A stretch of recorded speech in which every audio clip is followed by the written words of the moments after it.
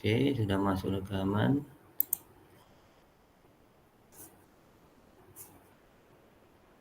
Baik, kita mulai ya kakak-kakak. Ya, Kak. Oke, bismillahirrahmanirrahim. Assalamualaikum warahmatullahi wabarakatuh. Waalaikumsalam warahmatullahi wabarakatuh. Oke, kakak. Pada sore hari ini di pertemuan ke-7, bukan ke-6 salah tulis saya, pertemuan ke-7 tatap maya di tatap maya ke-7. Di sini sebelum kita memulai Zoom kita pada sore hari ini, lebih bagusnya kita berdoa. Untuk memimpin doa pada sore hari ini, saya minta Pak Muhammad Rizky lah untuk memimpin doa pada sore hari ini. Pada kakak kami persilakan.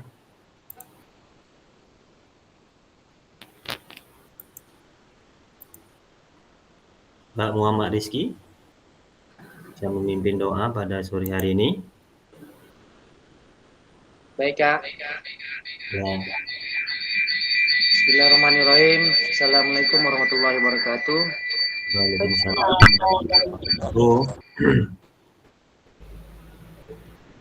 Untuk memperlancar pembelajaran kita pada siang hari ini, marilah kita berdoa menurut agama dan kepercayaan kita masing-masing. Berdoa, mulai.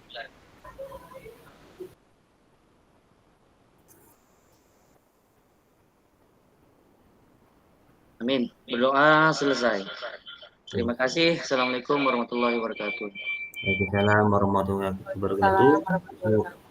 Semoga doa tadi membawa keberkahan dalam pembelajaran kita pada sore hari ini dan diperlancar dalam pembahasan materi pada sore hari ini ya kakak-kakak. Seperti biasa di kesepakatan bersama ya, menyalakan kamera, mematikan mikrofon, hadir seutuhnya, menghargai waktu bersama, kemudian memaksimalkan fitur chat, kemudian klik raise hand sebelum bertanya. Gangguan teknis adalah hal wajar. Jadi kalau misalkan hal teknis ini ya seperti yang kita ketahui, jaringan, petir ya, kita maklumi. Kemudian, halo kakak-kakak semua, tujuan dari sesi kita kali ini ya kakak-kakak. Yang pertama, ya kakak-kakak semuanya dapat memahami 3 karakteristik utama kurikulum Merdeka serta berkaitannya dengan prinsip pemikiran Ki Hajar Dewantara. Yang kedua, peserta mampu memahami pengembangan kurikulum PJOK. Kemudian yang ketiganya, peserta mampu memahami penyusunan program PJOK yang berkualitas dengan backward design. Nah, di sini kita akan membahas 3 ini, tujuan dari sesi ini. Selanjutnya, agenda kita sesi ini, ya pertama backward design. Yang kemudian kedua, pengembangan kurikulum PJOK. Yang ketiga, pemikiran KHD dan kurikulum Merdeka. Jadi di sini kakak-kakak kita akan membahas tentang 3 agenda ini, tetapi kita tidak membahas tentang pembuatan modul ajar seperti itu atau lain sebagainya. Tapi fokus kita pada sore hari ini yaitu ketiga sesi, yaitu backward design yang pertama, yang kedua pengembangan kurikulum PJOK, yang ketiga pemikiran KHD dan kurikulum Merdeka. Baik, kakak-kakak semuanya. Yang pertama, aktivitas 1 ya, backward design dalam pengembangan kurikulum PJOK. Di sini kakak-kakak bisa membayangkan backward design itu seperti apa. Kalau kakak-kakak sudah membaca modul, nanti kakak bisa memahami apa itu backward design. Sebelum kita memulai ke backward design ya, dalam pengembangan kurikulum PJOK, menurut kakak-kakak semua ya, dari skala 1 sampai 10 nilai, kira-kira beberapa dalam pemahaman kakak-kakak tentang kurikulum PJOK. Jadi di sini dari rentang nilai 1 sampai 10, berapa kira-kira pemahaman kakak-kakak tentang kurikulum PJOK? Bisa kakak ditulis di kolom chat ya kak? Bisa kakak tulis di kolom chat beberapa skala 1 sampai 10 kira-kira beberapa dalam pemahaman bapak kakak-kakak tentang kurikulum PJOK. Bisa ditulis kakak-kakak.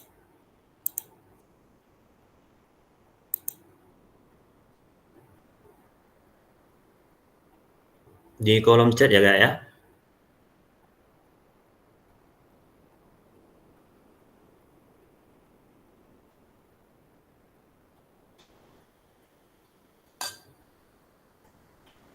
Kakak tulis rentang nilainya dari 1 sampai 10. Berapa nilai, beberapa dalam pemahaman kakak tentang kurikulum PJOK ini. Bisa ditulis di kolom chat.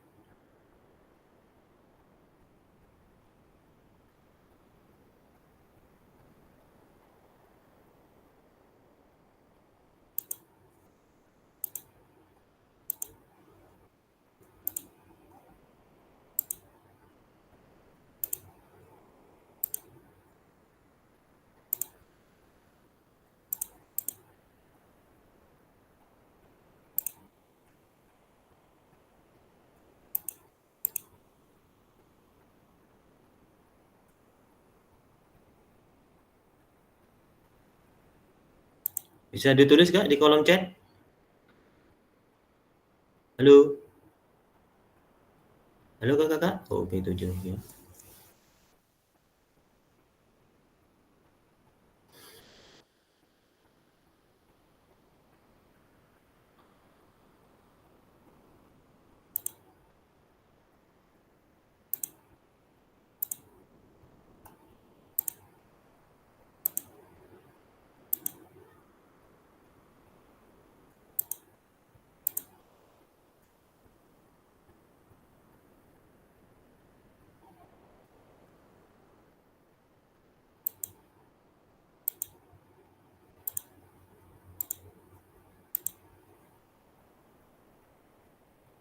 Ayo kakak-kakak bisa ditulis lagi.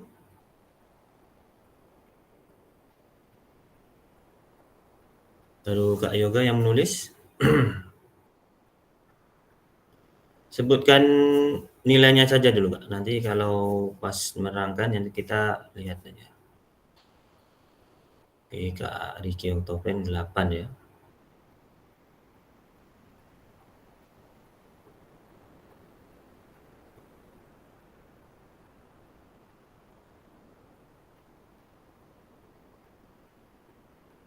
Oke, Kak Muhammad Rizky 8.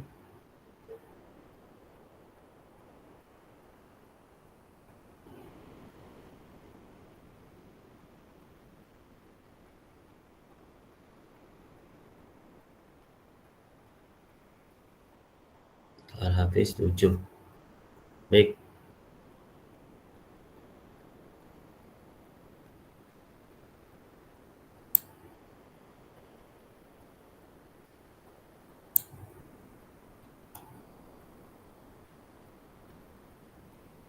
Kak Epi 8 ya.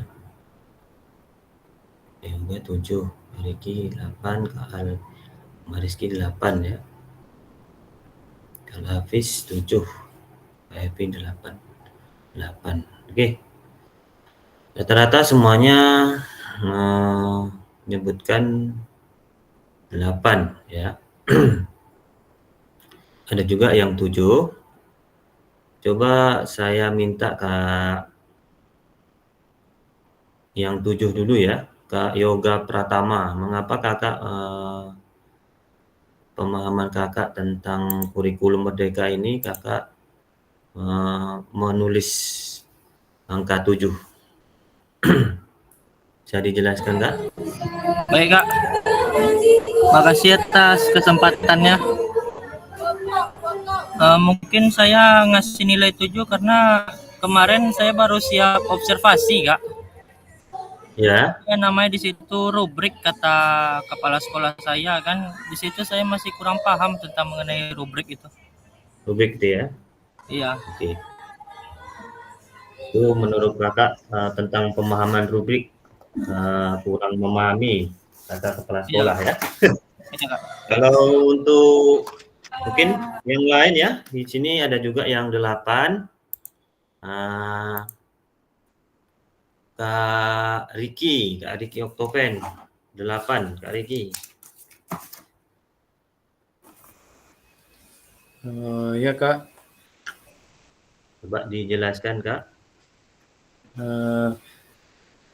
Mungkin sedikit merujuk mengenai arti kurikulum berdasarkan kementerian, yaitu kurikulum itu seperangkat rencana dan pengaturan mengenai tujuan, isi dan bahan ajar serta cara yang digunakan sebagai pedoman penyelenggara kegiatan pembelajaran untuk mencapai tujuan tertentu. Mungkin kalau bagi saya mungkin masalah manajemen waktu saat melakukan pembelajaran itu, Kak. Kurang. Berarti manajemen waktu, alokasi waktu ya Kak ya? Iya, kadang tidak sesuai gitu. Memang ya, kalau alokasi waktu ini menentukan waktu kita tidak bisa tepat ya. Kadang Kurang, bisa iya. Kadang bisa terlewat atau bisa terkurang dalam mengalokasi waktu. Iya, iya. Oke, terima kasih Kak jawab penjelasan dari Kakak tadi. Jadi beberapa pemahaman Kakak tadi mengenai pendalaman tentang kurikulum PJOK. Selanjutnya apa tujuan dari adanya pelajaran PJOK di sekolah ya? Ya, silakan menjawab di kolom chat ya Kak ya. Apa tujuan dari adanya pelajaran PJOK di sekolah kakak-kakak semua? Nggak diisi Kak di dalam kolom chat.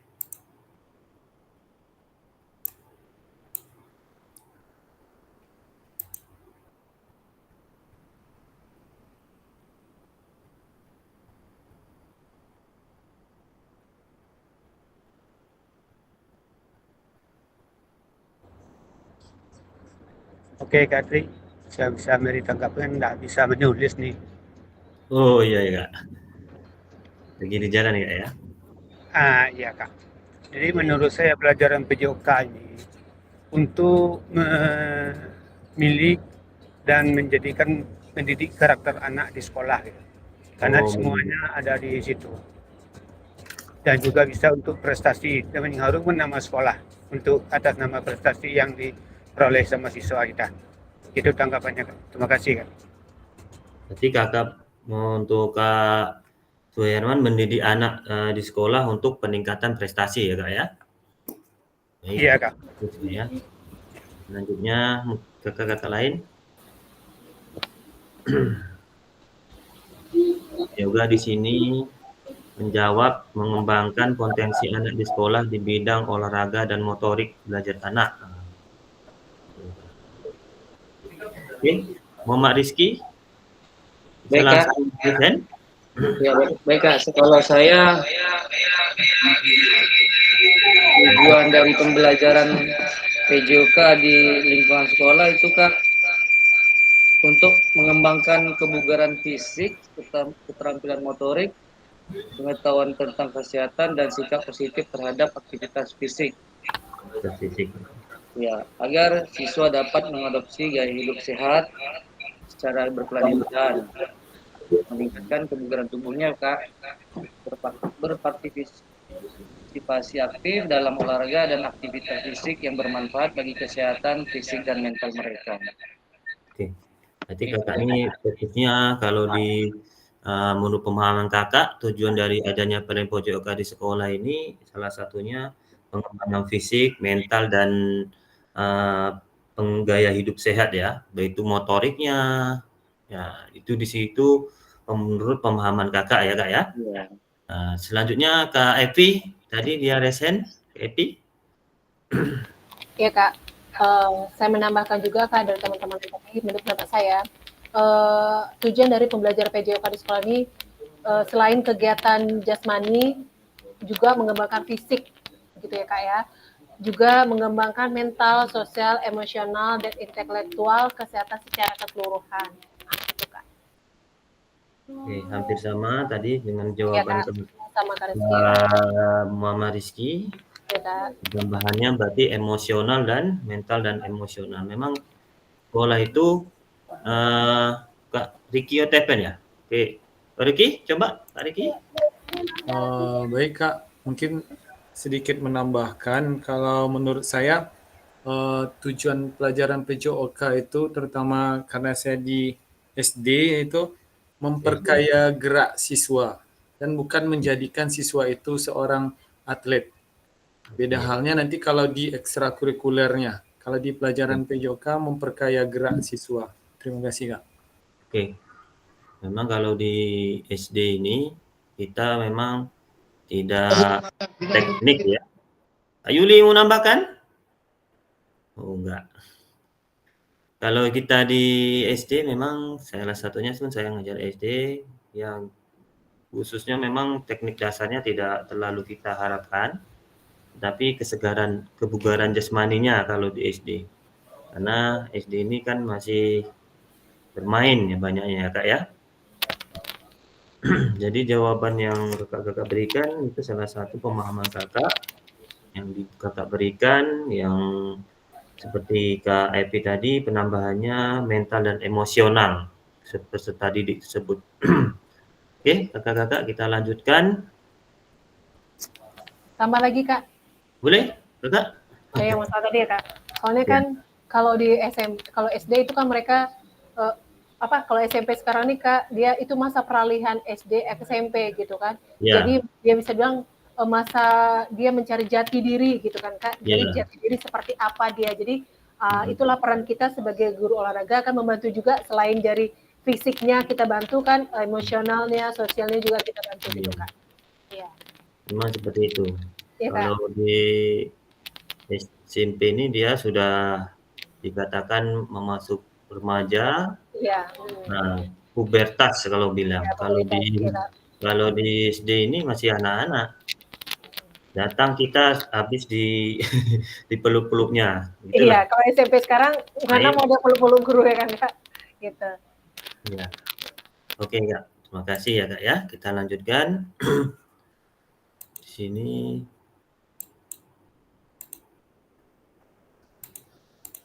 Ya, di sini menurut capaian pembelajaran PJOK kurikulum Merdeka, kurikulum baru ini, ya pendidikan jasmani, kesehatan dan olahraga ini bertujuan sebagai pembelajaran bagi peserta didik. Yang pertama, mengembangkan, menerapkan dan mengevaluasi keterampilan, konsep, strategi, gerak yang akan menjadi disposisi untuk berpartisipasi dalam berbagai aktivitas jasmani dan penuh kepercayaan diri, kompetensi dan kreativitas. Ya, ini salah satunya. Kemudian membantu dan memberi dukungan mereka dalam memilih gaya hidup sehat dan aktif secara jasmani. Nah, kemudian membangun dan menerapkan keterampilan sosial dan emosional melalui konteks pembelajaran yang menekankan nilai-nilai fair play, kerjasama tim, dan inklusivitas. Yang keempat, menanamkan apresiasi dan mengembangkan sikap positif untuk aktif secara jasmani sepanjang hayat sebagai upaya peningkatan keseluruhan kualitas hidup. Jadi jawaban kakak-kakak semua ini memang sudah bisa mencakup beberapa item yang ada di tujuan kurikulum Merdeka sekarang ini. Yang pertama tadi ada beberapa Kak Suherman ya. Nah, tentang budaya hidup sehat ya, yang dia pelajari dari kementerian tadi ya. Kemudian dari Kak Rizky manajemen waktu ya. Kemudian sosial emosional juga tadi yang sudah dibahas, itu salah satunya bisa kita rujuk ke dalam tujuan pembelajaran bagi peserta didik. Selanjutnya, ya kakak-kakak semua, mari kita diskusi ya sesuai pertanyaan pada slide berikutnya. Di sini silakan kakak-kakak nanti menulis kolom chat atau raise hand untuk menyampaikan pendapat kakak-kakak semua. Yang pertama,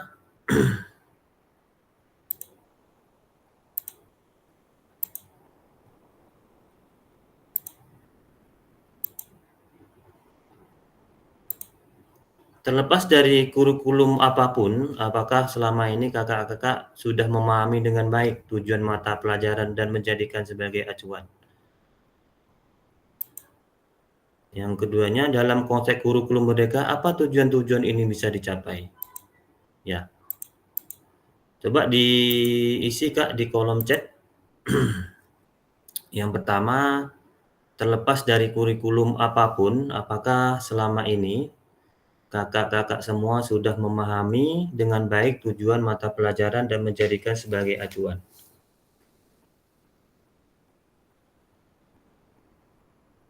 Oke, bisa ditulis di kolom chat, Kak.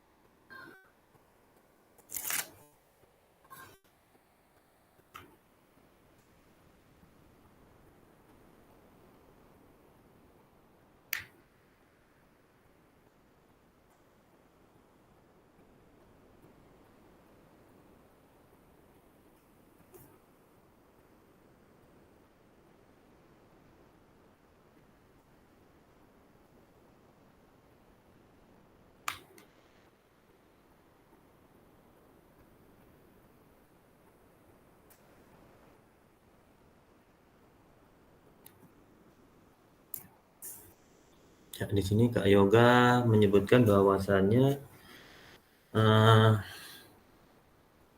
dengan kurikulum ya bisa menjadi acuan untuk ke arah di mana tujuan dan dari pembelajaran yang dipelajari tersebut. Ini pendapat dengan Kak Yoga ya.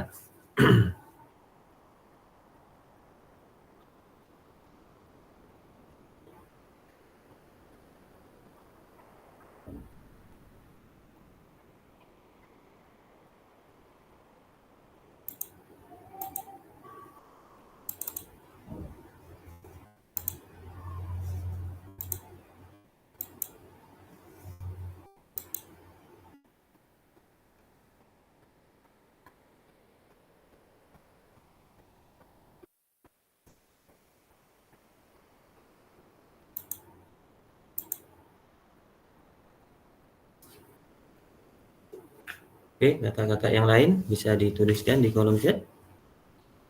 Kak Evi.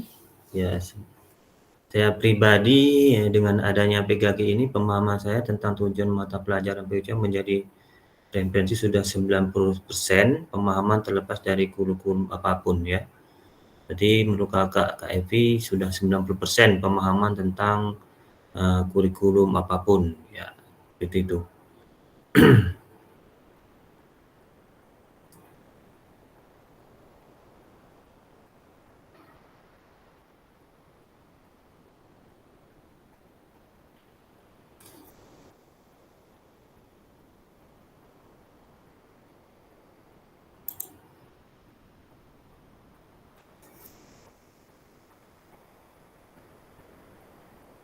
Kak Ahmad Sobirin, menurut saya pribadi penting untuk memahami tujuan mata pelajaran dan menjadikannya acuan dalam proses pembelajaran meskipun terkadang pemahaman itu bisa bervariasi ya, seperti itu. Kak Hafiz, pemahaman dengan kurikulum akan mempermudah guru menyusun perencanaan pembelajaran yang akan berhasil, seperti itu.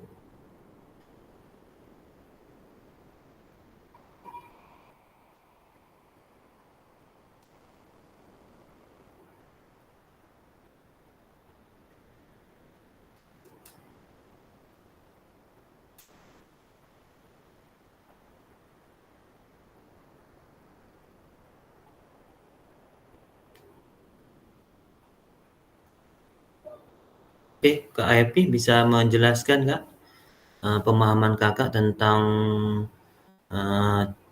memahami dengan baik tujuan mata pelajaran menjadikan sebagai acuan Kakak selama ini.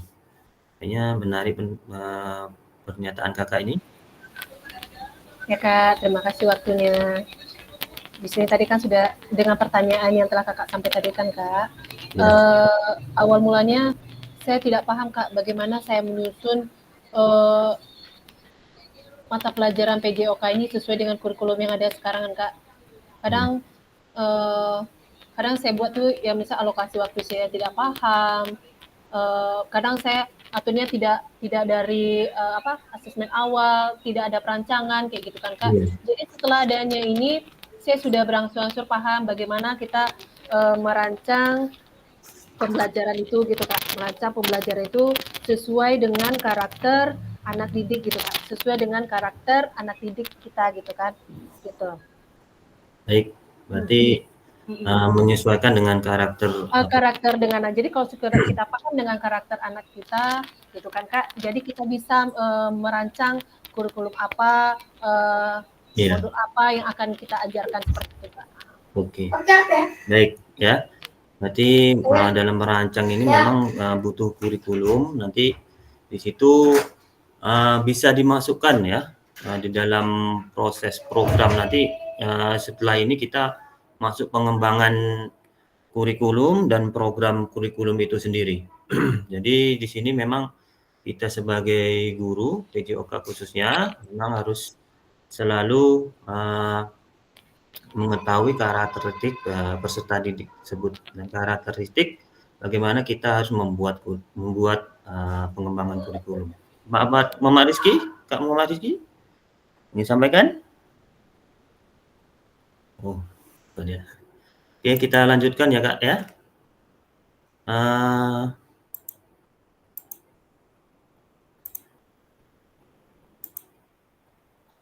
Di sini tadi sudah kita bahas. Oke, lanjutkan Kak. Raise hand. Baik Kak.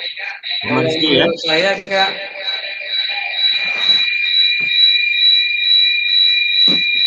Bocor Kak. Bocor.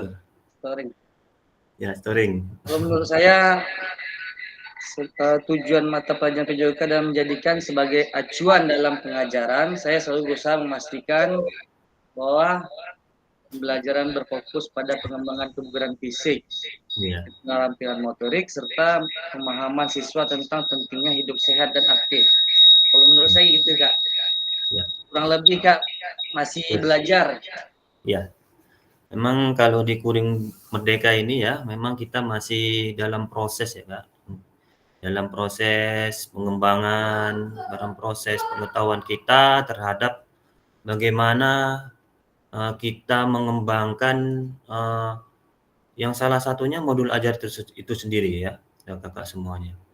Karena di situ semua yang kita buat itu harus sesuai dengan tujuan pembelajaran kita. Apa tujuan pembelajaran kita yang kita akan buat? Nah, di salah satunya tadi bisa kita masukkan di situ salah satunya pengembangan backward design itu sendiri. Tadi sebetulnya sudah saya tambah di sini keterangan backward design, ada kesalahan teknis tadi, saya reset ulang, PPT-nya hilang lagi. Jadi nanti saya jelaskan apa itu backward design dengan apa keterangan. Perancangan modul ya Kak ya? Ya. Perancangan mundur ya Kak?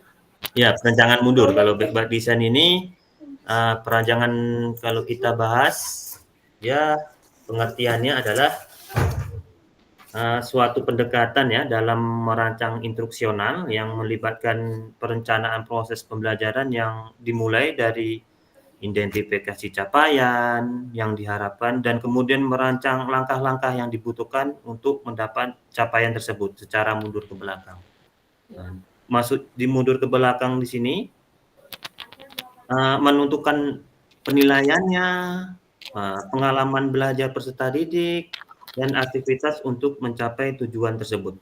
Seperti backward design ini pendek katanya merupakan prosesnya lebih sistematis ya, memastikan kesesuaian kurikulum dengan capaian yang ingin dicapai seperti itu. Itu pengertian dari backward design. Yang jelas kata kuncinya itu tadi, melihat mundur ke belakang. Itu salah satu kunci backward design. Iya Kak. Understanding ya kalau di apa di pemaknaan yang sama itu understanding kalau tak salah. Kalau saya UBD Kak, UBD, understanding by design. Understanding by design. Itu sama dengan backward design, cuman beda bahasa aja, tapi maknanya sama. Dalam konteks kurikulum merdeka, apa tujuan-tujuan yang bisa dicapai menurut kakak? Bisa langsung saja kalau nggak payah kita tulis di kolom chat. Dalam konteks kurikulum merdeka, apakah tujuan-tujuan ini bisa kita capai menurut kakak-kakak semua?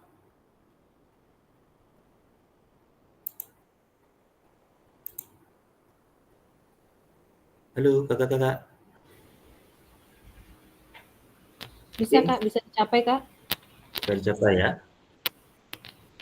Kalau kakak lain ada? Ya.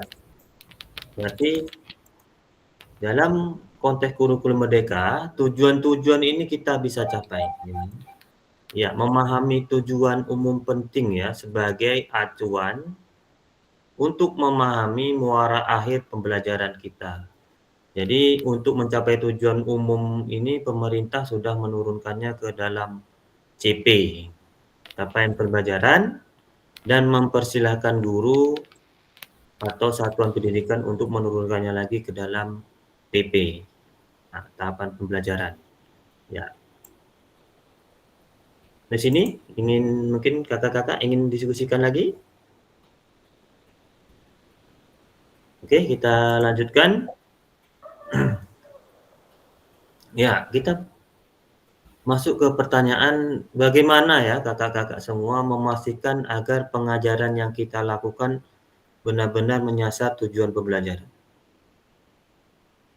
Karena seringkali pengajaran langsung fokus pada materi atau aktivitas apa yang harus dilakukan murid. Karena seringkali terjadi seperti itu ya Kak ya. Jadi bagaimana kakak bisa memastikan agar pengajaran yang kita lakukan benar-benar menyasar pada tujuan pembelajaran? Bisa dijelaskan kakak-kakak?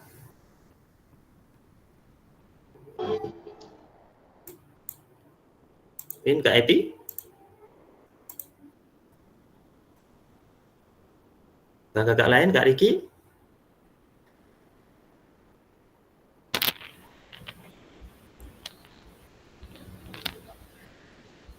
Oke. Ya. Bagaimana memastikan agar pengajaran yang kita lakukan benar-benar menyasar tujuan pembelajaran? Ya, salah satunya ini, proses backward design dalam pengembangan kurikulum secara umum melalui 3 tahap di bawah ini. Ya, di sini yang pertama, mengidentifikasi capaian pembelajaran. Ya. Yang kedua, menentukan metode penilaian. Yang ketiga, merencanakan pengalaman belajar dan strategi pembelajaran itu sendiri. Seperti itu ya, Kak ya. Ya, Kak.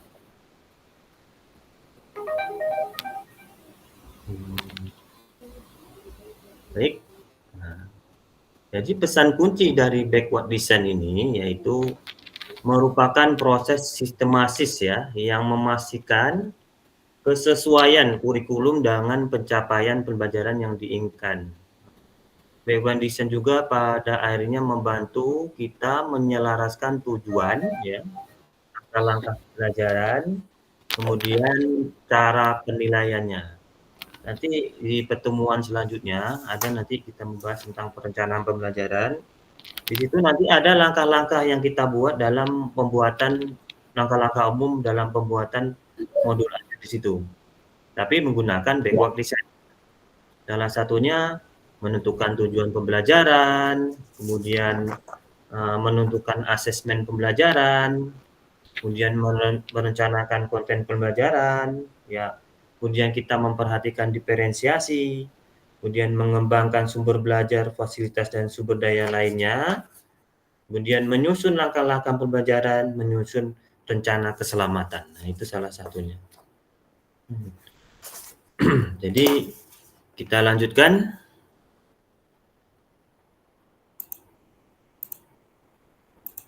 Sampai di sini ada yang masih kurang paham tentang backward design, kakak-kakak?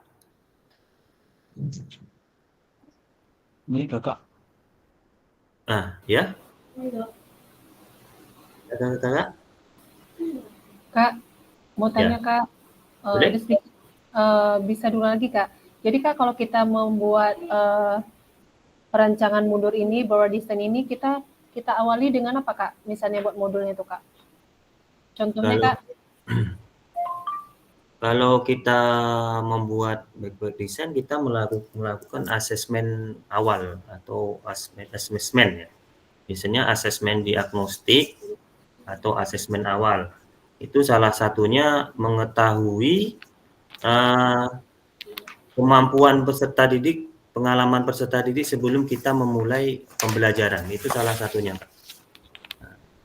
Tentang menentukan asesmen. Bisa Berarti juga kita menentukan dengan asesmen sumatif dan asesmen formatif. Formatif itu sendiri kita terapkan, bisa kita menggunakan langsung, portofolio, penilaian kinerja, dan aktivitas jasmani. Jadi sebelum kita memulai pembuatan modul, kita harus mengetahui asesmen diagnostik, asesmen awal. Itu salah satu modul pembelajaran kurikulum Merdeka sekarang, Kak. Seperti itu. Baik, Kak. Makasih, Kak. Ya, mungkin ada kakak pendapat lain, kira-kira? Ya, ada ya. Nah, lanjutkan. Kita tadi sudah membahas tentang backward design ya. Salah satu desain kita membuat modul ajar. Nah, ini salah satu backward design ini. Kemudian yang aktivitas yang kedua, penyusunan program PJOK. Selain tadi kita membahas tentang desain yang kita buat, sekarang kita ya.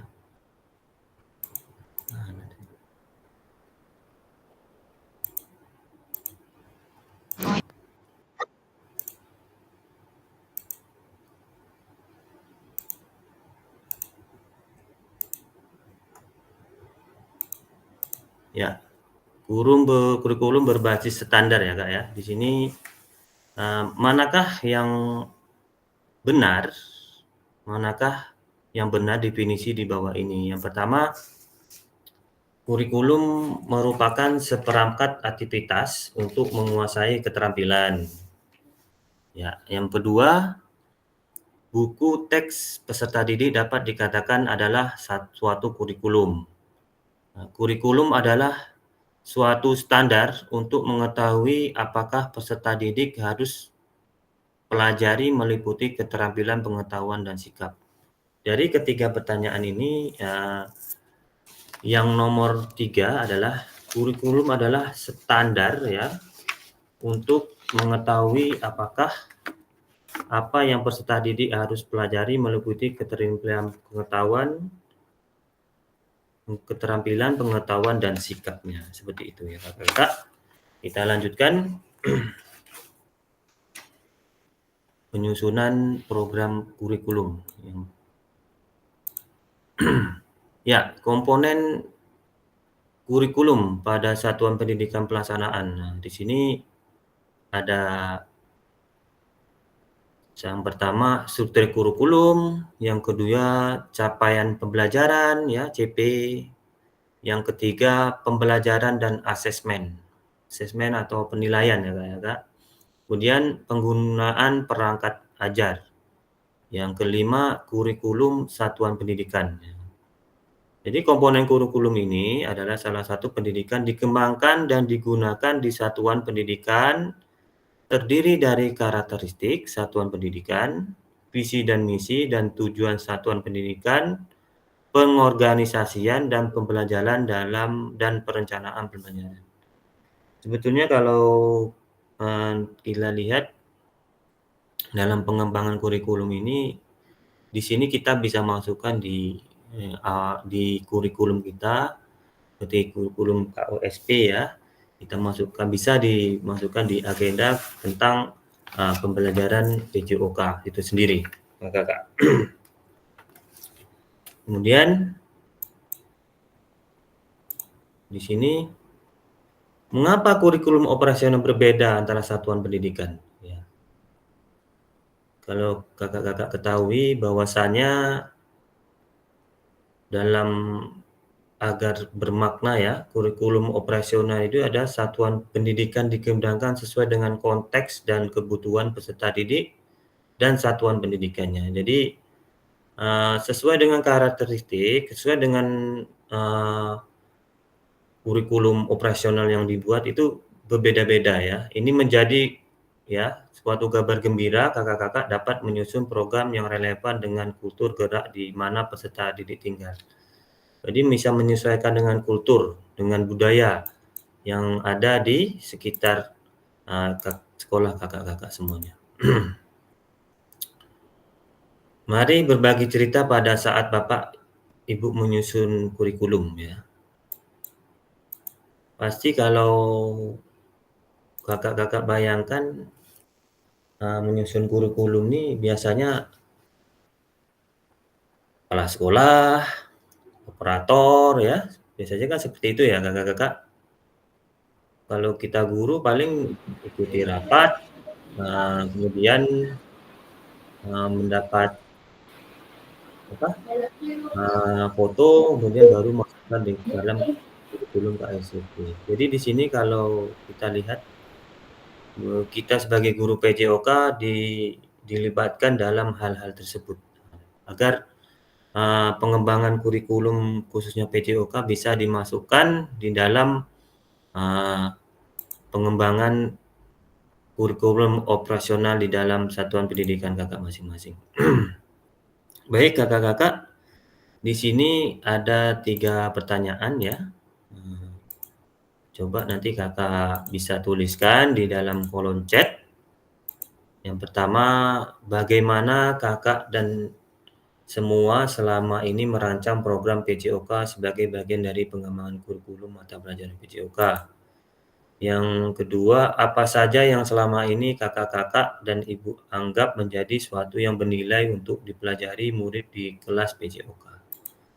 Yang ketiga, bagaimana kakak-kakak akan mengintegrasikan itu semua ke dalam proses pengembangan kurikulum mata PJOK. Ketiga pertanyaan ini ya, ini salah satu kita sebagai guru PJOK harus berperan aktif untuk bisa membuat ikut andil dalam pengembangan kurikulum mata pelajaran PJOK itu sendiri. Oke, kakak-kakak bisa nanti ditulis di Jamboard, saya kirim linknya. Bentar ya kakak.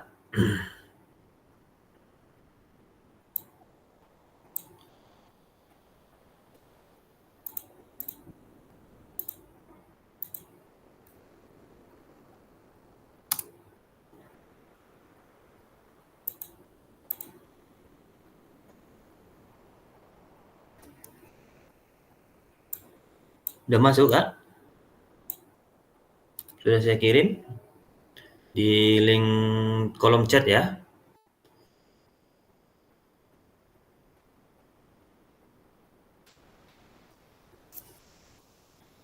Coba kakak-kakak bisa tulis di situ.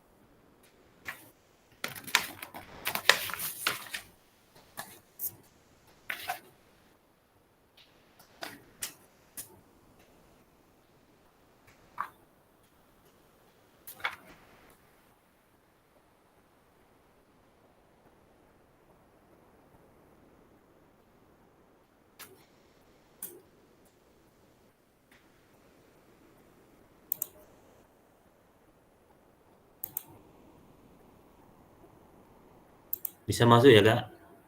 3 pertanyaan ini bisa kakak masukkan di sini ya. Yang pertama, bagaimana kakak-kakak semua selama ini merancang program PJOK sebagai bagian hilang hilang Kak. Bentar.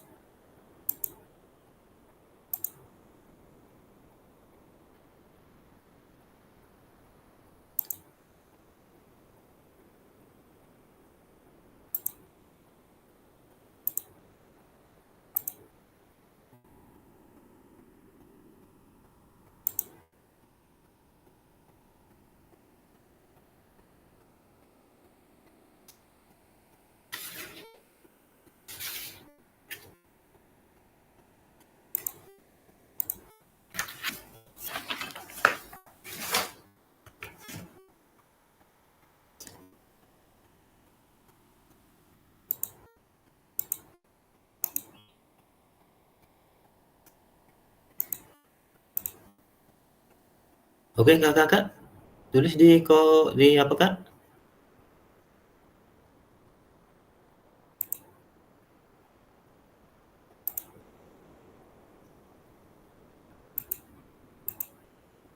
Bagaimana ya, Mbak kakak semua dalam merancang program dari pengembangan kurikulum mata pelajaran PJOK. Bisa kakak tuliskan di sini.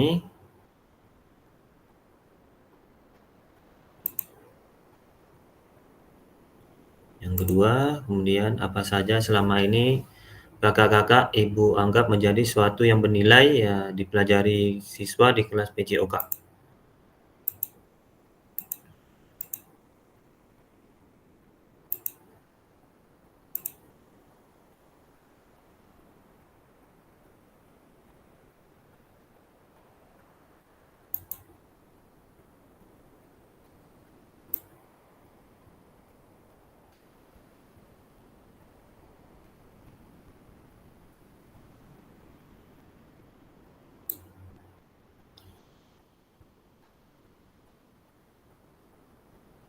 Bisa ditulis kak? Atau di kolom chat saja kalau nggak bisa.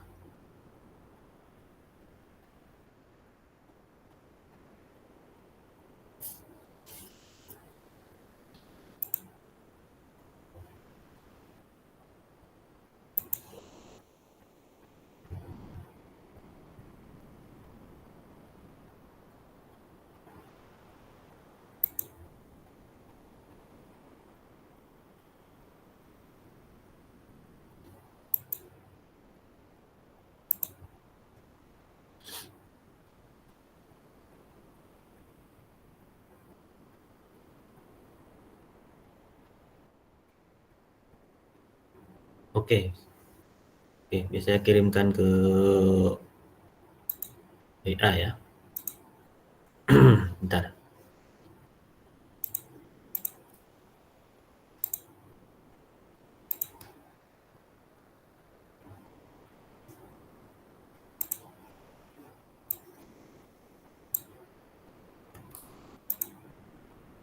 Kalau bisa diisi ya kak, ini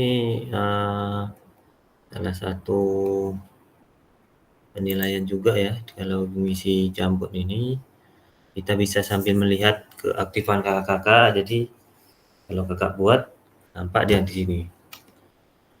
Oke, saya sudah kirim di link WA group. Jadi kakak isi.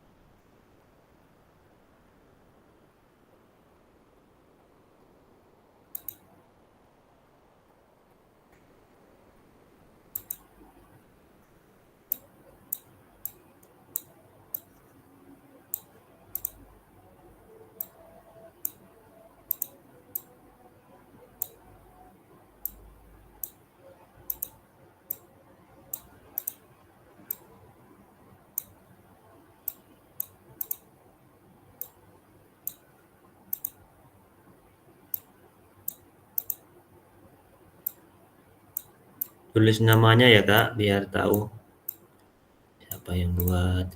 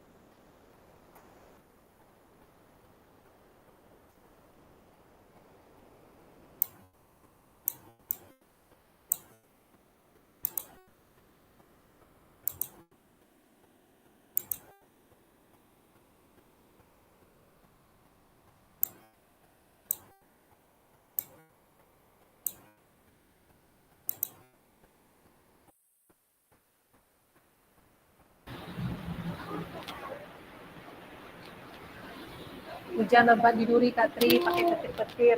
Oh, ya. Takut apa ya? Petir Iya, ya? Kak. Ya, Lebat dan hujan menyesuaikan deras. saja, Kak. Menyesuaikan saja, Kak. Di Ya, sini Kak. tadi eh, jam 1, jam 1:30 tadi baru hujan.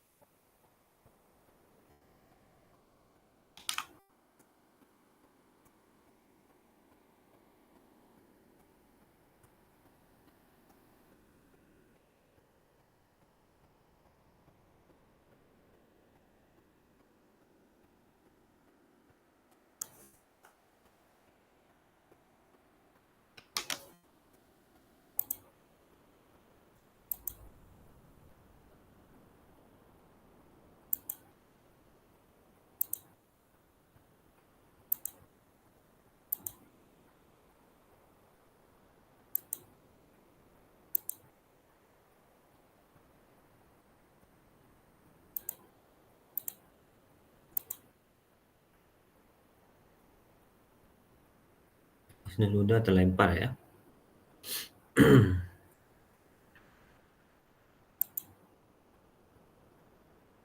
Kuat petirnya, Kak, sana? Main, Kak. Ya Kak, hujan lebat di Lebat, Pulau Kak. Duri. Ya. Ini jadi jam 1:30 baru hujan. Memang petirnya lumayan tadi.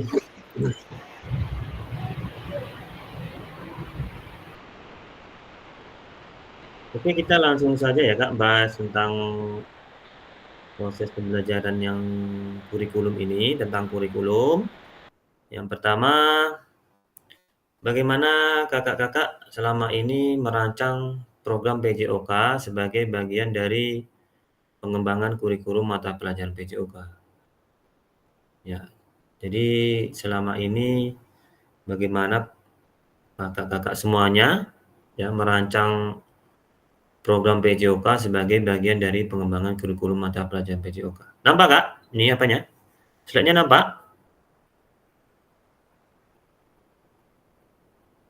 Share-nya apa? Harus di zoom dulu, Kak. Nampak, Kak. Share screen-nya nampak? Udah nampak, Kak. Apa ya? Oke, Kak Ahmad Sobirin di sini menjelaskan. Coba bisa jelaskan Pak Ahmad Sobirin sebagai bagian dari pengembangan kurikulum pembelajaran PJOK, program dirancang dengan mempertimbangkan kebutuhan fisik sosial. Menurut kakak tadi itu bisa dijelaskan Kak Ahmad Sobirin?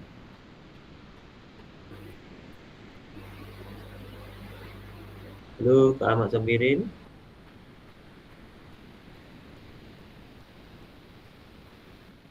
Oke, kita lanjutkan. Di sini Kak Evi. Kak Evi, saya merancang pembelajaran dengan prinsip backward design dengan menggunakan asesmen formatif. Oke, bisa dijelaskan Kak? Kenapa saya pilih merancang dengan backward design ini Kak, dengan menggunakan asesmen formatif? Karena asesmen formatif ini kan dilakukan secara berkelanjutan Kak, secara berkelanjutan. Jadi selama proses pembelajaran langsung, saya juga bisa memantau peserta didik saya dengan memberikan misalnya saya observasi atau saya berikan tugas kelompok, berdiskusi ya Kak. Terus saya buat kuis atau portofolio. Jadi dengan adanya asesmen formatif ini, saya bisa tahu peserta didik saya di mana kelemahannya gitu. Jadi itu yang Berarti Kak. salah satunya menggunakan metode backward design ya dalam mengembangkan merancang program PJOK yang ada di sekolah Kakak. Kemudian Kak Riki. Nah, gimana Kak Riki? Menurut Kak Riki. Di sini Kakak jawab menentukan tujuan pembelajaran ya. Oke, lanjutkan Kak. Maaf, hujan Kak. Nggak apa-apa, lanjutkan aja Kak. Hujan lebat ya Kak. Ya. Baik, sedikit Kak. Bagaimana saya merancang program PJOK selama ini Kak? Saya menentukan tujuan pembelajaran, setelah itu menentukan kemampuan dasar gerak anak dan pengetahuannya, terus memilih materi yang sesuai dan membuat pembelajaran itu menarik. Mungkin itu Kak. Menarik. Ya. Jadi fokusnya ke tujuan ya, tujuan, kemampuan peserta didik sehingga peserta didik tersebut lebih menarik. Ini salah satu pembelajaran di SD ya Kak. Memang kalau kita lihat di pembelajaran, salah satunya di modul ajar, setiap fase itu sendiri-sendiri ya Kak ya. Ada fase A, itu 1, 2 ya, fase B, 1, 2, 3, fase A, fase B, fase C. Kalau SMP fase berapa nih Kak? SMP, SMA? Fase D Kak. Fase D ya? D ya? Kalau tak salah D ya.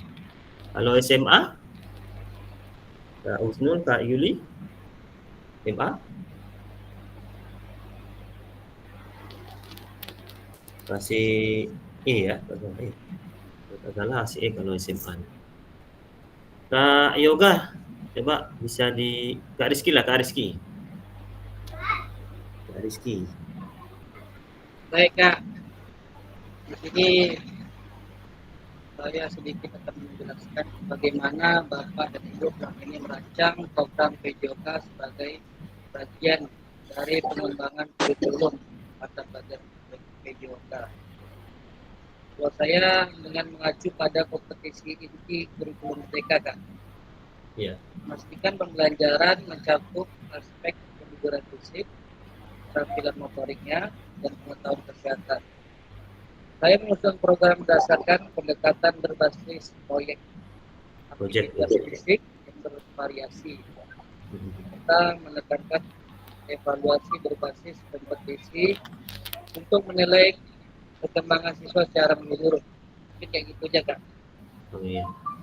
Jadi Kak Rizky ini menentukan aspek kebugaran fisik ya, motorik kesehatan dan project ya yang Kakak terapkan seperti itu. Bagus. Terima kasih Kakak. Selanjutnya kita ke pertanyaan kedua.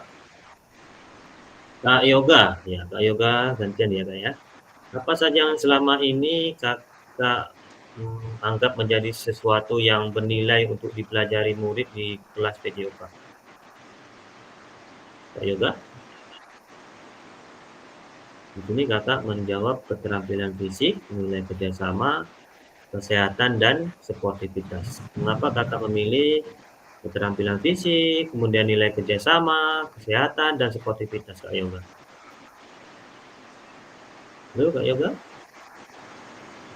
Hujan ya?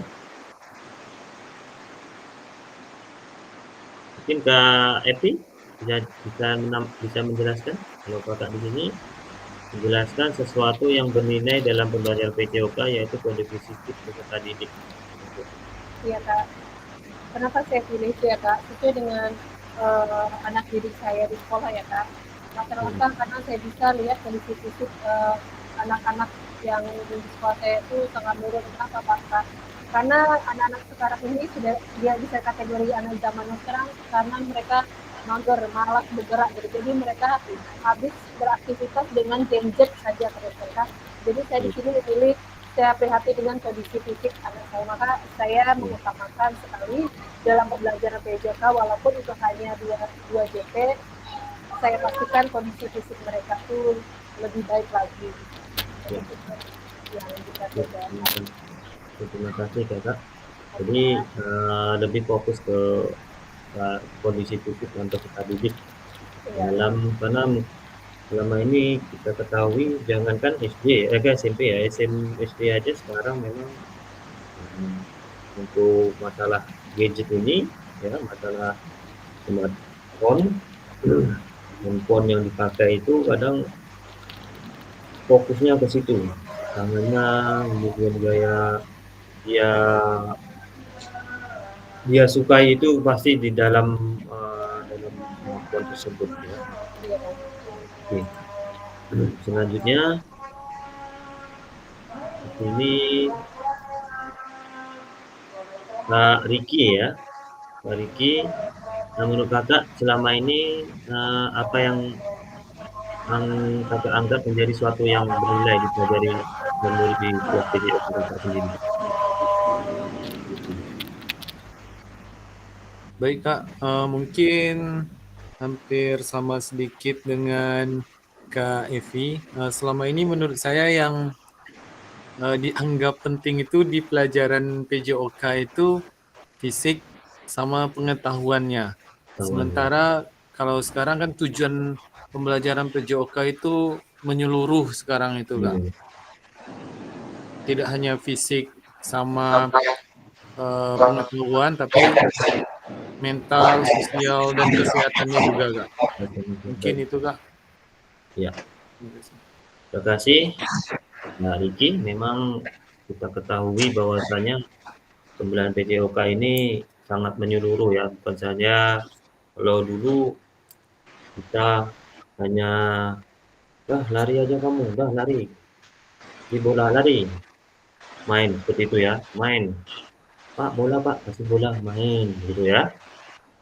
Tapi kalau sekarang ya kita memang harus tentang motorik siswa, kemudian gaya belajar seperti itu, kemudian fisik ya, dibilang tadi kondisi fisik, kemudian pengetahuannya, psikomotor ya, dan lain sebagainya, memang kita harus masukkan di dalam proses di kurikulum merdeka ini. Memang kalau kita bahas ya, untuk pembelajaran untuk kurikulum ini banyak sekali yang hal-hal penting karena di sini menyangkut tentang bagaimana kita menerapkannya dalam proses pembelajaran.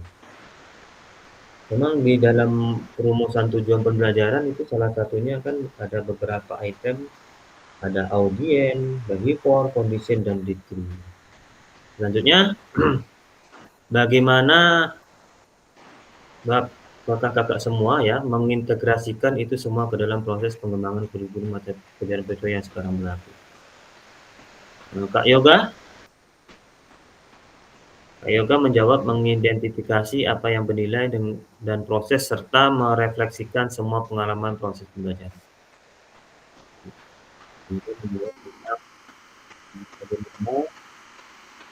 Mengidentifikasi ya apa yang bernilai, kemudian dalam proses serta merefleksikan semua pengalaman proses pembelajaran. Kak Evi di sini menjawab dengan cara asesmen formatif. Ya, formatif bisa juga dimasukkan asesmen lainnya ya Kak ya. Mengapa Kakak milih asesmen formatif saja? Kak Epi. Epi? Ya Kak. Karena kalau kita lihat dari asesmen awal itu kan dia melihat dari kemampuan dasar anak gitu kan, karena dia dari awal. Sedangkan kalau asesmen sumatif itu dilakukan pada di akhir ya Kak, akhir pembelajaran gitu atau semester. Misalnya dia dengan ujian akhir atau tes standar atau proyek gitu akhir ya Kak ya. Karena saya lebih mengutamakan asesmen formatif ini Kak. Kenapa? Karena asesmen formatif ini dilakukan secara berkelanjutan, jadi dari awal sampai akhir itu dipakai terus, mengobservasi peserta didik terus gitu Kak. Nah, itu Kak. Memang kalau kita bahas, memang asesmen formatif ini selalu kita pakai dalam proses pembelajaran. Setiap pembelajaran kita buat soal-soal, kemudian anak suruh mengetahui, suruh menjawab soal tersebut sejauh mana pengetahuan peserta didik kita tentang apa yang kita pelajari. Oke, yang terakhir mungkin yang Kak Rizky lah, mengidentifikasi tujuan, menentukan kompetensi yang ingin dicapai sesuai dengan nilai-nilai yang ditanamkan. Kak Rizky? Baik Kak, terima kasih Kak. Ya. Kalau saya mengambil asesmen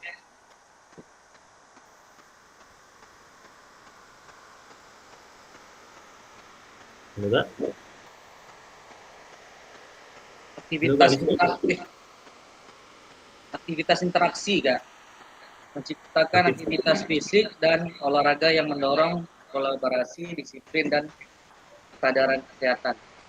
Begitu ya, berarti kolaborasi tentang kesadaran kesehatan yang kakak buat ya. Ya. Baik kakak-kakak, nah itu semua jawaban kakak-kakak, sangat bagus sekali. Kita masuk lagi dalam materi kita. Jadi di sini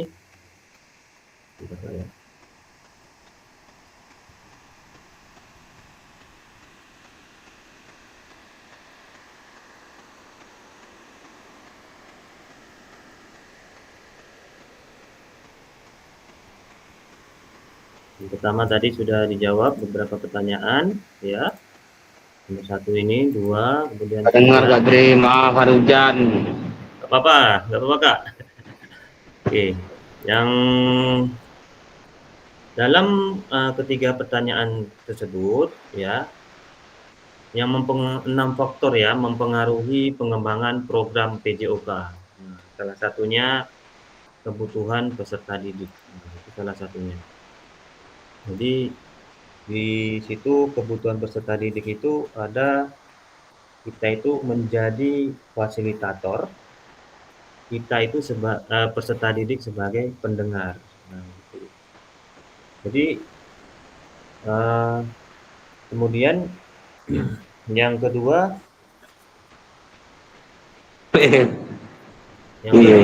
konteks masyarakat ya.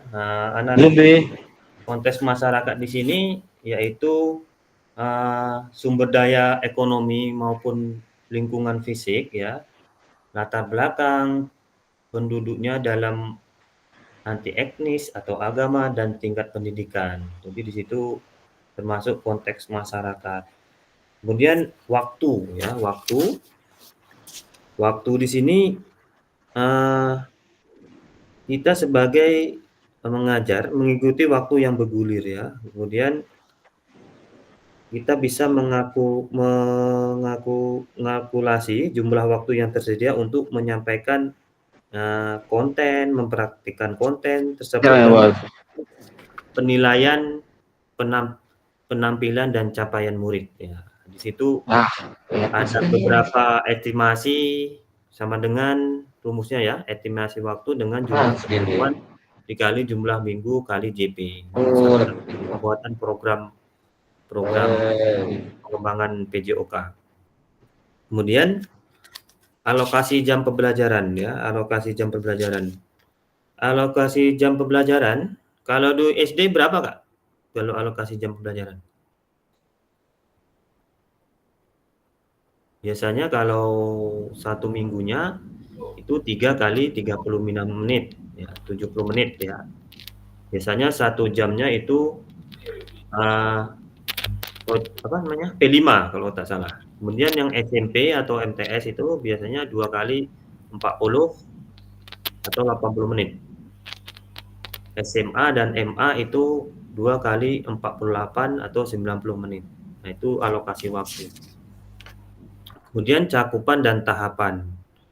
Ya, dalam pengembangan program pembelajaran PJOK, pemilihan konten berikut bagaimana konten itu dipecah menjadi tahapan-tahapan seperti itu. Kemudian teknologi yang kita pakai ya, kemudian apa yang kita gunakan itu bisa menjadi suatu yang mempengaruhi pengembangan program PJOK yang kita buat. Oke, kakak-kakak, kita lanjutkan aktivitas 3 yaitu karakteristik utama kurikulum merdeka dalam artikulasi KHD dalam pendidikan nasional. Ya, menurut kakak-kakak semuanya, kata kunci apa yang berulang kali kita bahas dalam pengembangan kurikulum PJOK? Ya, kata kunci yang sering kita bahas yaitu bagaimana kita cara mengembangkan kurikulum itu sesuai dengan tujuan pembelajaran. Seperti itu ya. Kemudian apa yang telah kita bahas merupakan karakteristik kurikulum merdeka, yakni yang pertama, fokus pada materi esensial, yaitu muatan yang paling diperlukan untuk mengembangkan kompetensi dan karakteristik peserta didik. Yang kedua, pengembangan kompetensi dan karakter ya. Fokus materi esensial, muatan yang paling diperlukan untuk mengembangkan kompetensi dan karakter peserta didik. Di situ tadi sudah dijelaskan oleh Kak Rizky, mengembangkan karakteristik ya, ada salah satu yang tadi disebut. Kemudian motorik ya, sosial, fisik, motorik ya.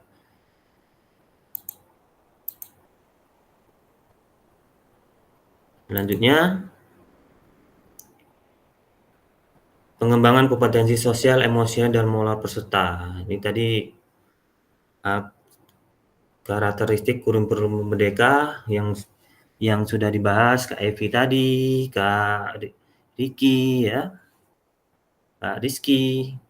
Salah satunya tadi pengembangan kompetensi sosial ya, sosial, penambahan dalam kurikulum merdeka ini, emosional ya, moral peserta didik. Nah, itu bisa kita dimasukkan dalam pengembangan karakteristik kurikulum merdeka. Yang ketiga, fleksibilitas pembelajaran. Nah, fleksibilitas pembelajaran. Salah satunya tadi di kurikulum disesuaikan dengan kebutuhan pengembangan kompetensi peserta didik, karakteristik satuan pendidikan, dan konteks lingkungan sosial budaya setempat. Jadi makanya sekarang banyak kita di sekolah-sekolah ada P5, P5-nya menerapkan kebudayaan daerah-daerah di sekitar sekolah. Seperti itu. Ya, di sini kita diskusikan pemikiran Ki Hajar Dewantara secara lebih jauh dan mengaitkannya dengan karakteristik kurikulum merdeka.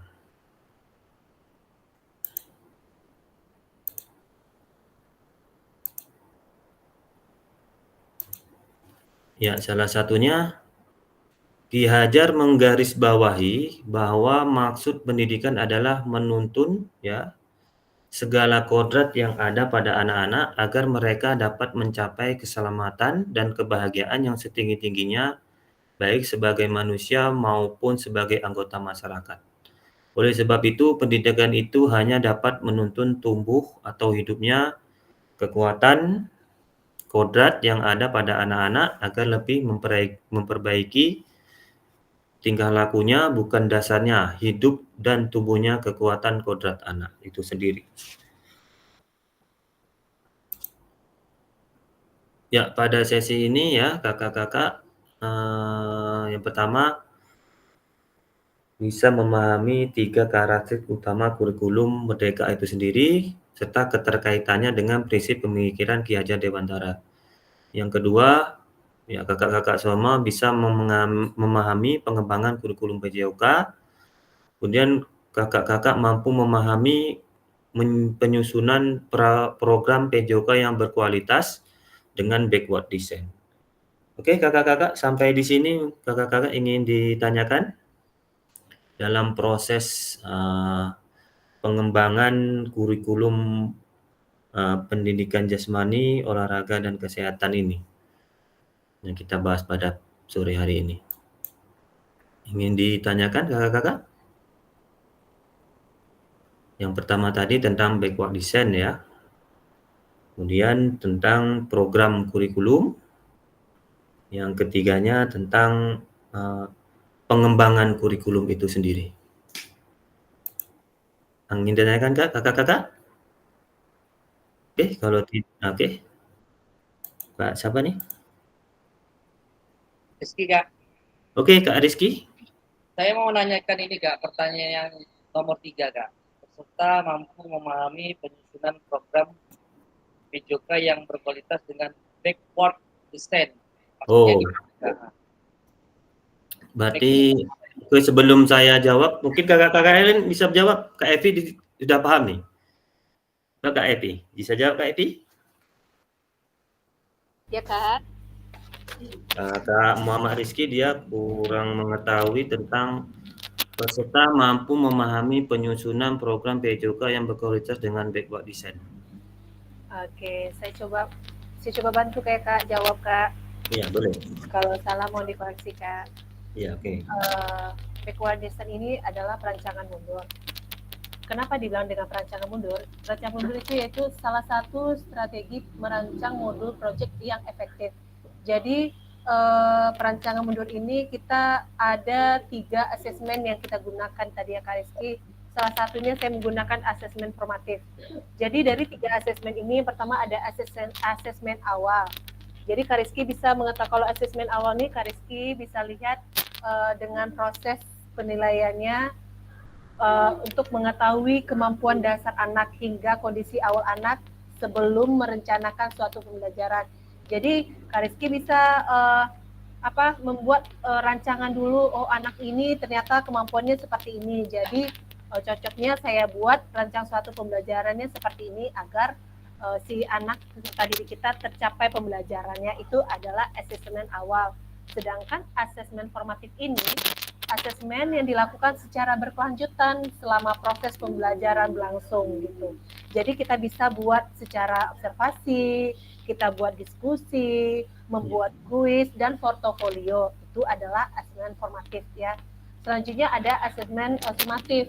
Asesmen sumatif ini dilakukan pada akhir akhir pembelajaran kita, misalnya akhir bab atau semester atau ajaran tahun ajaran. Jadi kita menilainya melalui dengan ujian akhir, tes standar, atau membuat proyek akhir. Seperti itu Kak Rizky gitu. Jadi kalau kita sudah tahu dari 3 asesmen ini, kita bisa lihat, oh ternyata cocoknya anak didik saya yang seperti asesmen ini gitu.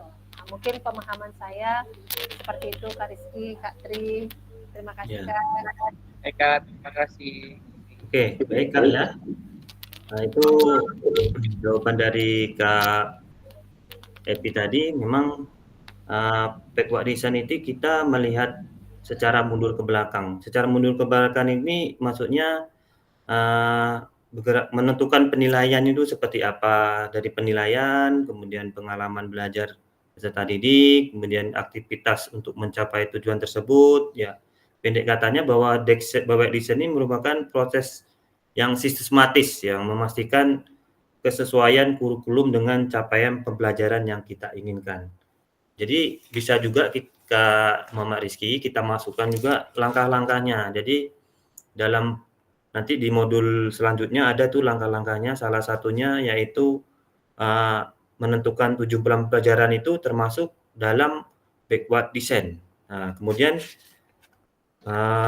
menentukan asesmen pembelajaran yang dijelaskan oleh Kak Epi tadi, asesmen formatif, kemudian sumatif melalui berupa tes tulis, observasi langsung dan portofolio itu termasuk dalam kerangka langkah-langkah dalam proses paper design. Kemudian merancang konten pembelajarannya ya. Konten pembelajarannya itu bisa melalui yang engaging ya dan lain sebagainya. Kemudian memasukkan di dalam langkah-langkahnya itu diferensiasi. Salah satunya itu termasuk pengembangan backward design. Kemudian mengembangkan sumber belajar, fasilitas dan sumber daya lainnya. Kan kita buat nanti di modul tuh nanti ada yang buku teksnya, kemudian artikelnya, kemudian peralatan yang kita buat itu termasuk backward design. Kemudian menyusun langkah-langkah pembelajaran. Berarti di situ nanti ada pendahuluan, ada inti dan ada penutupnya kakak-kakak. Kemudian yang selanjutnya menyusun rencana keselamatan. Jadi menyusun rencana keselamatan ini adalah salah satunya menghindari resiko dalam proses pembelajaran. Seperti itu, Kak. Itu gambaran kecilnya backward design itu sendiri, langkah-langkahnya. Gimana, Kak Kak Rizky? Ya, terima kasih Kak. Berarti artinya perencanaan berarti itu ya Kak? Ya, Ya. backward design itu yang ada di dalam modul itu, Kak, itu semuanya menyangkut backward design. Baik itu baik itu tujuan pembelajarannya, baik itu asesmennya, baik itu konten yang kita buat, baik itu diferensiasinya, baik itu langkah-langkah pendahuluan inti dan penutup, itu termasuk backward design. Nanti di backward design ada tujuan pembelajarannya, misalkan audiens itu misalnya kan peserta didik mampu. Behavior, kemudian peserta didik bisa menggiring. Kemudian condition ya, secara berpasangan atau berkelompok gitu. Kemudian degree, capaian performanya seperti apa. Nanti kita bahas di pembelajaran di modul 1.6. Seperti itu kakak. Udah sampai sini, udah paham Kak Rizky? Ya Kak, terima kasih Kak. Ya, sama-sama Kak. Ada pencerahan Kak. Oke. Walaupun cuaca hujan nih Kak. Ya. Dingin ya. Oke, baik kakak-kakak. Pertemuan kita pada sore hari ini, motivasi hari ini ya.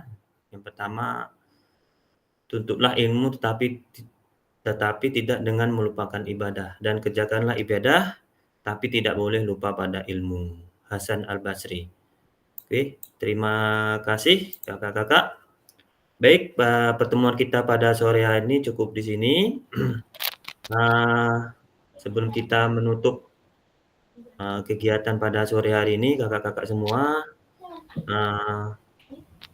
marilah kita berdoa pada Kak Rizky tadi ya, doa Kak Rizky ya.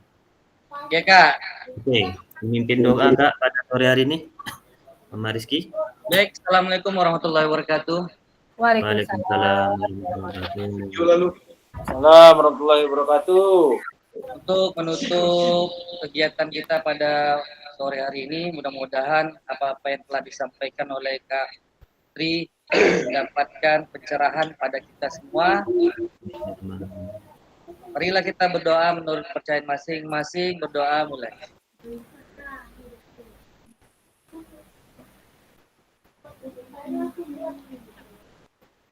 Baik, berdoa selesai. Assalamualaikum warahmatullahi wabarakatuh. Waalaikumsalam warahmatullahi wabarakatuh. Waalaikumsalam warahmatullahi wabarakatuh. Waalaikumsalam warahmatullahi wabarakatuh. Salam. Kita lanjutkan nanti pertemuan hari Kamis ya Kak ya. Pertemuan 1.6 tentang perencanaan pembelajaran PJOK. Diusahakan nanti kakak-kakak kalau ada modul ajarnya dimasukkan ke file, kita bahas sama-sama tentang proses perencanaan pembelajaran PJOK itu sendiri. Oke, terima kasih kakak-kakak. Cukup di sini pertemuan kita. Baik, Kak. Saya sudahi wabillahi taufiq wa hidayah. Assalamualaikum warahmatullahi wabarakatuh. Waalaikumsalam warahmatullahi wabarakatuh. Katri. Waalaikumsalam warahmatullahi Foto. Halo Katri. Ya, boleh. Ya, Kak? Ini sedikit menyampaikan untuk pertemuan tatap muka kita di tanggal 13 ya, 13 Oktober ya kan? 13 Oktober ya, Kak. Ini di kelas lain saya lihat mereka udah bikin baju buat keseragaman. Bagaimana dengan gitu kelas ya. kita nih? Ya, saya serahkan kepada kakak-kakak semua aja ya, Kak. Saya ngikut saja. Pak Ketua, macam mana nih Pak Ketua? Kalau mau buat saya ngikut nanti nanti saya. Iya, tadi saya sudah sampaikan pada Katri, modelnya bagaimana? Apakah ada kata-katanya yang kita buat kan gitu? Nanti saya ada contoh-contohnya nih. Kak Herman nanti saya kirim di grup. Baju bola, Bang. Enggak, bukan baju bola, Pak. Baju seragam. Nah, itu Nah, makanya. Kasih aja di dalam grup ya, saya ngikut saja. Kalau memang buat saya nitip juga buat untuk Atau nanti kita diskusi di grup aja lagi Kak Tri dan Pak Ketua. Iya, itu makanya nanti kita berkumpul. Berkumpul. Kita bersama dulu, Kak. Kita. Iya, Kak. Jangan nunggu kumpul dulu Pak Herman. Kalau nunggu kumpul itu udah kapan bikin bajunya. Selesai tuh Bang sama Pak Suherman tuh. Aman kan lu Pak Suherman? Ya. Sepakati aja lah kakak-kakak semua. Nanti saya dulu. Baik, Kak. Oke, Kak Tri, terima kasih Kak Tri. Ada yang ingin ditanyakan lagi, Kak? Cukup, Kak. Mohon izin dan Kak Tri. Foto dulu. Foto dulu mana nih? Keluarkanlah gambarnya. Nggak bisa, kameranya lagi bermasalah. Kamera, Kak. Ini bukti juga nih. Jersey bola, Pak. Hafiz, Kak Yoga, Kak Muhammad, Yuli, sama Sobiri. Latihan, Bang, latihan. Aduh, hujan loh. Iya, di jalan beda. Hafiz, kameranya. Yoga, Hafiz, ya. 2, 3. Bentar ya. Lanjut.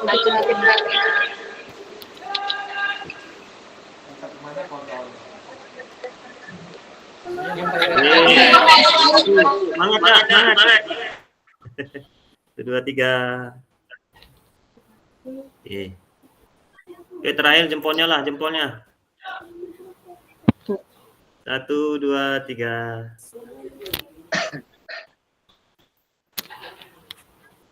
Oke, sebentar, Kak. 1, 2, 3. Oke. Oke, Kak. Terima kasih, Kak. Ya, sama-sama, Kak. Kasih Kak Tri, izin keluar. Bang Jo, di mana Bang Jo? Assalamualaikum warahmatullahi wabarakatuh. Gua main Gojo ya, baru kembali gua ya. Terima kasih Katri. Assalamualaikum. Waalaikumsalam. Katri atas ilmunya Katri. Assalamualaikum. Waalaikumsalam, Kak Muhammad Rizky. Mohon izin keluar. Kak, mohon maaf Kak, baru bisa gabung Kak. Oke, Kak, nggak apa-apa, Kak. Yang penting tetap Izin ya Kak. Ya, siap. Oke, terima kasih Kak, izin Kak. Assalamualaikum. Ya, waalaikumsalam.